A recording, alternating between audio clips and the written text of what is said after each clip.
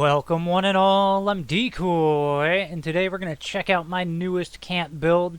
It's a lovely little warehouse owned and operated by Stash Co., the manufacturer of all the stash boxes you could ever want, and then some. Now I did have a few issues while building this camp. At first my Stash Co. sign kind of bugged me up there because it wasn't all in lights, but over time it actually grew on me. I kind of like how the sign turned out. The ramp right here, on the other hand, still bugs me. I wanted the ramp to go all the way to the ground, and it wouldn't let me. I ended up having to substitute in some stairs, and it looks kind of weird. But, you know, sometimes you just got to deal with the hand you're dealt. Moving on inside, we've got the lovely reception area. For those of you who have never visited a warehouse before, the reception area is normally the nicest spot. Also got a couple stash boxes on display for any prospective customers. You know, it's all about making them sales. Got to make that money. There are two rooms attached to the reception area. The first room is a small little break room, you know, kind of minimalistic. But then again, I mean, we can't be building fancy break rooms for our employees. I mean, that cuts into the profit margin. I mean, what are we about here? Making money or making people happy? About that money. Right next door to it, we've got the supervisor / manager's office. Again, kind of minimalistic. That's not because we're cheap. That's because, you know, budget. Yeah, screw that. It's all about making that money. Now inside the warehouse, first thing of note, safety first. Well, at least that's what we're telling everybody. Really, it's profit first, safety later. Right up here, there is a Foshnot Collectron. We pitched that to the employees that we got that to boost morale because it walks around singing, but that's not the truth. Really, we picked it up because it was a budget Collectron, and we could care less. Actually, some of the employees had been going crazy listening to him sing, and we're fine with that. Out back, we've got one of our employees taking a break, grilling up a steak or something. I don't know what he's eating. It's probably not all that edible. Of course, I picked this location for what was around it. Of course, I had the forklift. I got a truck. Got a couple dock doors. One of them's partially open. I really wish I could have done a little bit more with the dock doors, but oh, that budget kicked my butt. Now let's head back inside. And this place wouldn't be called Stash Co.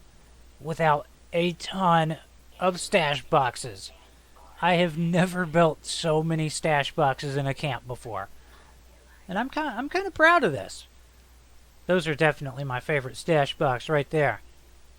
Then right past all of that, we've got a small little restroom. It's nothing too fancy, alright? It's just a place for people to go poopy, alright? Just deal with it. But these stash boxes, wow. And the racking to put them on, it was a little bit of a challenge because I'd try going a couple different routes until I settled on the current rack build. But I'm pretty darn happy with how this whole part of the build turned out. Got a ton of different stash boxes in here.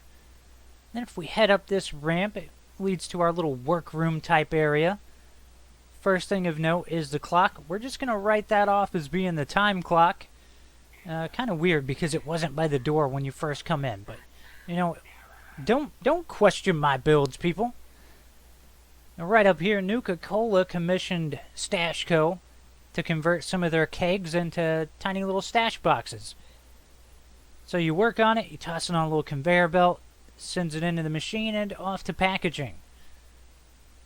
Well, at least that's what I'm telling people. Alright? You make up whatever story you want for that little work area. I just needed an excuse to build a conveyor belt.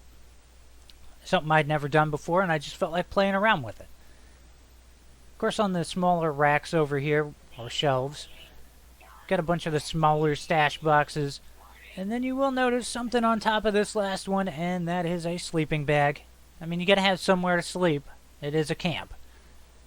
That and if you're gonna sleep anywhere in the wasteland, it's probably safe to sleep a few feet off of the ground. Darn rad roaches. Now that pretty much wraps up the tour of the inside of this camp, but I do need to show you how I pulled off that racking, because it is a little weird. So way down off on the end of my building, there is a separate building, and there's a slight gap between it and the rest of the structure. It is also slightly offset in height. So these foundations don't connect to the rest of the warehouse. They are also not even with the rest of the warehouse.